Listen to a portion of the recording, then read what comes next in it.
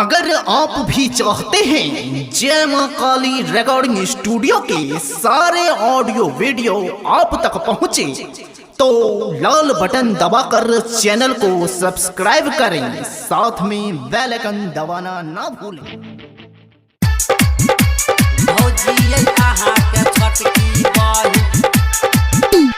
DJ Chandeshwar पंडित तुलप्रास चौक, DJ Chandeshwar पंडित तुलप्रास चौक।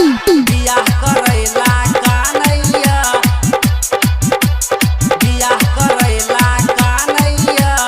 अभी आप सुन रहे हैं जय मां काली रिकॉर्डिंग स्टूडियो फुलप्रास चौक से। भौजी अहाँ के छोटकी बहिन बियाह करैला कानैया, भौजी अहाँ के छोटकी बहिन बियाह करैला कानैया।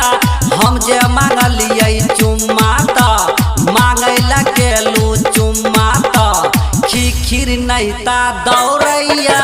भौजी अहाँ के छोटकी बहिन बियाह करैला कानैया, भौजी अहाँ के छोटकी बहिन, भौजी अहाँ के छोटकी बहिन, भौजी अहाँ के छोटकी बहिन बियाह करैला कानैया।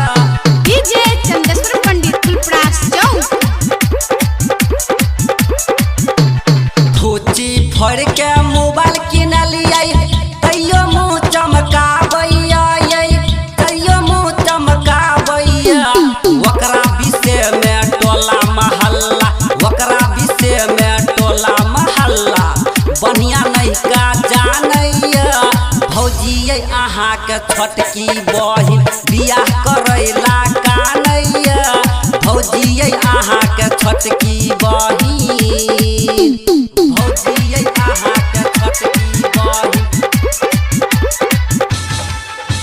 भौजी अहाँ के छोटकी बहिन बियाह करैला कानैया।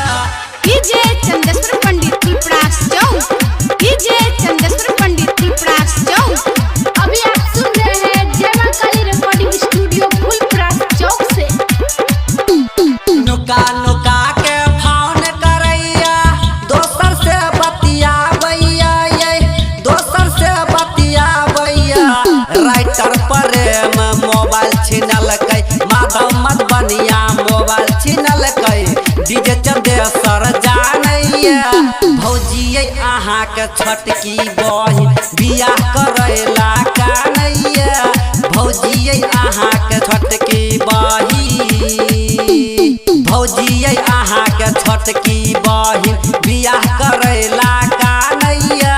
हम जे मांगलियै चुम्मा त मांगै ला गेलू चुम्मा त खीर नहीं ता दौड़ैया। भौजी अहाँ के छोटकी बहिन बियाह करैला कानैया, भौजी अहाँ के छोटकी बहिन। DJ Chandeshwar Pandit Phulparas Chowk. Mobile number 9113 90 67 65।